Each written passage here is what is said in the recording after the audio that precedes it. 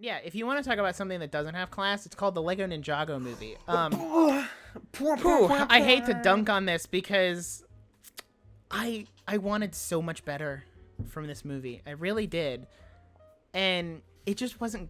Oh man, I hate to say it, but it just wasn't good. Like, see, it had so much potential. The show is so good. Well, actually, hold on. The first 10 seasons of the show are so good. And there was so much potential riding on this movie being good. It was going to be like the Ninjago fans, which was kind of like a niche community in and of itself, was finally going to get our big movie. And then it did not deliver. You see, the Lego Ninjago movie also tried to play on the like mixed live action where they were like, Jackie Chan is here and he's telling the story to a kid in a china shop. And that was cool, but what was so cool about the Lego movie was it was a twist that they were just being like Legos being played with.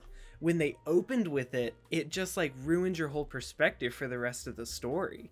Because you say, oh, this is just Jackie Chan telling a story. I love Jackie Chan. He's one of the greatest actors ever, and like a martial arts master, and he did good in the movie. It's just the writing wasn't there, and with all the people that saw it were fans of the show, and it was so disconnected from the show that it was just like no one could like see them as two separate things. They had to be together. And like, fun fact, Fred Armisen plays a voice in that movie, and I think he deserves better. Yep. He plays Cole, which was really exciting. I agree. The movie was really disconnected from the show, which I never understood why. Yeah. Because I understand they were like, okay, people are going to see the Lego movie, and it's going to be like, okay, so does this take place in the Lego movie universe? Yeah. Yes. Question but mark? It's not Ninjago, but it's the same characters, but you don't have, like, it's a different background.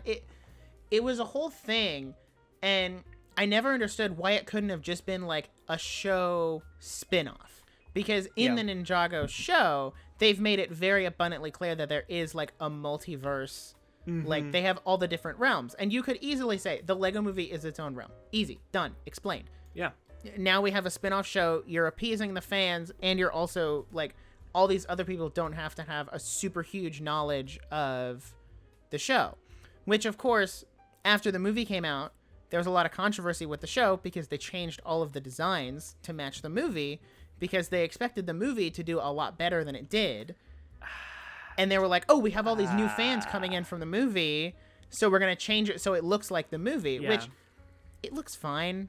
It's fine. It's not a design thing, Lloyd though. finally got a male voice actor, which nothing against Jillian Michaels, who was voicing him before. She was doing great. Jillian Michaels? Yeah. Wait, was it? She voiced Lloyd in seasons 1 through 6, Like the trainer Jillian 7. Michaels? I don't know. Hold on. Yeah, Google it. Hold on. She did great, but once they replaced his voice, he sounded like a much better character. Like, he sounded more mature.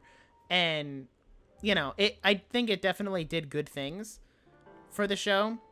But the movie, and another problem with the movie is they did with the Ninjago movie what Lucasfilm did with Solo in The Last Jedi, is they put them too close. Because the Lego Batman movie came out in February, and the Ninjago movie came out in September.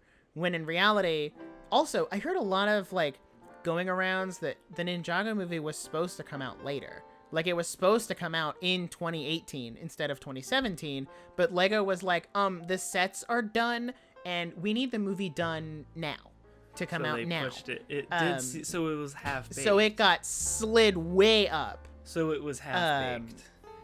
Also, yeah, they were supposed to be doing a yearly February release with Batman in 2017, Ninjago in 2018, and then the Lego Movie 2 in 2019 every February for 3 years, and that didn't happen, and it kind of screwed the whole movie. It did, which sucks. It's a different Jillian Michaels. I was thinking Jillian Michaels, former trainer on The Biggest Loser. It's a different. Yeah, Jillian I don't Michaels. think those. Also, Dave Franco. Yeah, I didn't think those two had anything Lloyd. in common. Like, putting Dave Franco in the Lego Ninjago, like, it didn't work. I'm not a fan of the And Lego Justin Ninjago Theroux movie. was Garmadon. Yeah, and it was like everything was. It was super sad Like it wasn't as charming as the other ones, and like it just wasn't as funny. I don't understand. It was just daddy issues for the third time. Yeah. And that was the problem. Was the Lego Movie 1 was about daddy issues. The Lego Batman movie was about daddy issues. The Lego Ninjago movie was about daddy issues. So 3 strikes, you're out. The third one didn't work. Get out of there. In the Ninjago show, the daddy issues were never this bad, which is why it didn't connect with fans of the show, because they were like, Lloyd was never this like upset about it. Like he was upset, but he always like, it was different. It was very different. Not having that connection was ugh. Yeah. And don't even get me started. There were like 10 credited screenwriters on the Ninjago movie, which is way too many brains contributing to one congruent story, which is why the story is so bad. Huh.